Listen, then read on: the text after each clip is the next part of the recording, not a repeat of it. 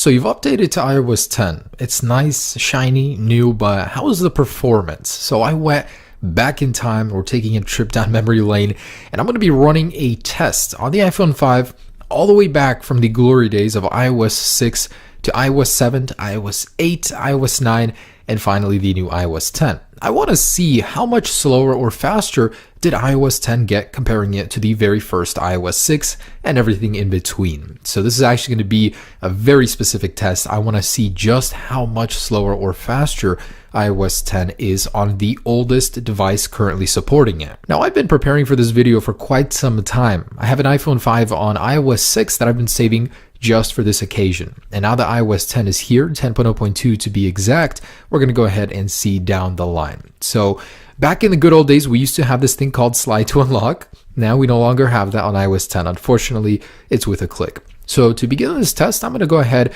and show you guys that the respective firmwares on these devices are in their iOS 5, 6, 7, 8, and 9 categories. They're just not the very first or last firmwares. I mean, they're in between 6.0.1, 7.1.2, 8.2, 9.3.5, and 10.0.2. So we're going to begin with a startup test. This is pretty much to see just how long it takes to go ahead and turn these devices on and load all of the basic settings. So while this is powering on, I just want to take a moment to say I love making these kind of videos. They are extremely difficult to make, but so worth it. They put things into perspective. And 5 years ago, we were running iOS 6 with that skeuomorphic design. I miss it so much. And now we've got such a flat, different design. I mean, it's definitely an evolution, but you gotta miss the good old days. So I'm very happy to say that first place goes to iOS 6. That iPhone 5 and iOS 6 is such a gem, followed by iOS 7, which at the time actually seemed kind of slow. Now look at it in second place, followed by iOS 8 in third place, and believe it or not, iOS 9 is faster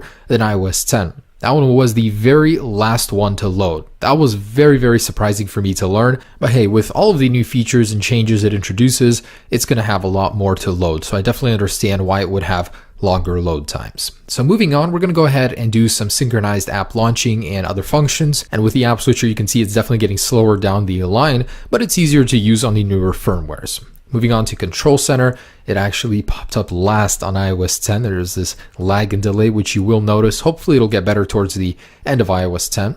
Notification Center turned out to be pretty fast in iOS 10, on par with iOS 6. And before I begin launching applications, just want to show you guys my app switcher is completely cleared, and we're going to start with settings. So that one was first on iOS 6, then 7, and pretty much the same on the rest of the devices. I also wanted to make a point to show you closing applications. So it's actually very fast on iOS 10. That one was the first to close the application as the animations were shortened down a little bit. Launching the camera, pretty much first on iOS 10 and followed down the line. So that's a very good win for iOS 10 there. And again, just wanted to show you guys a synchronized closing of the camera application on iOS 9 and on iOS 10. First place, followed by the rest of the devices. So next up, let's try something a little bit more web-based. iOS 6 was first for weather and followed down the line. Next up, the App Store. This one is notorious for taking forever on newer devices. iOS 7 loaded it first, followed by iOS 6, and then again down the line. So same thing with the iTunes Store. I know we don't open this one often, but iOS 6 did load that one the first again, followed down the line with iOS 8 in last place. Now let's try some fundamentals, starting with the messages. iOS 6 was first and iOS 10 was last here. Phone application, same deal. iOS 10 was in one of the last places with iOS 6 loading it instantly. Same thing again with the music. iOS 10 seems to load that one really slow. And that's something I open multiple times a day. So let's try something, something else, something like Instagram. We're going to be using this one on a daily basis. iOS 7 loaded it first, and iOS 6 version was last. And with Reddit.com preloaded in Safari, iOS 6 did display it first, but iOS 9 actually loaded the completed web page first. iOS 10 was in last place. So the performance of Safari does go down with time, although the HTML5 compatibility of Safari browser with time does go up on the newer firmwares. And next up, I ran a Wi-Fi speed test, same distance from the router. iOS 6 is actually the highest with iOS 10 in one of the lowest scores. This is actually completely maxing out the download speed. Next up, of course, how can I miss it? Geekbench. with 3 running on the older devices that don't support the newer 4, but overall scores are pretty consistent. Although on iOS 10 the low multi-core score does worry me. I don't understand why it was so low, but it did have the second highest single core score, which matters more in day-to-day usage. And I did follow up the Geekbench with an Antutu benchmark. So on all of these devices I did run them, and while that was running I was very interested to see how the temperature of the phones were affected with the software updates. So I did go ahead and measure on the hottest point of the phone while charging and running an intensive benchmark, with iOS 6 running decently in the middle. iOS 7 seems to be the coolest. Pretty good results there. In general, Antutu did get better with time.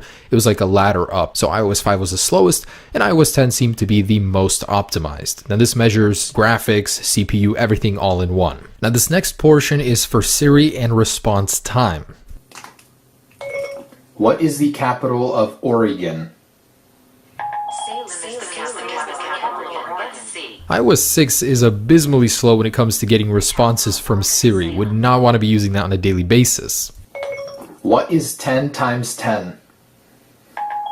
The answer is 100. Let me check that. The answer is 100. So Siri is actually surprisingly very well optimized on iOS 10. Response times are great. And guys, there it is. That's a test I've been waiting to run for a very long time. The iPhone 5 years apart, wasn't all too bad. iOS 10 is actually very good when it comes to a lot of areas. It's just some of the other smaller stuff like starting up, launching some applications is slower on iOS 10, but in general, usability wise, not bad at all. I want to thank you guys for watching. Leave me a like down below if you think I deserve it. It was not an easy video to make, and stay tuned for more content. Peace.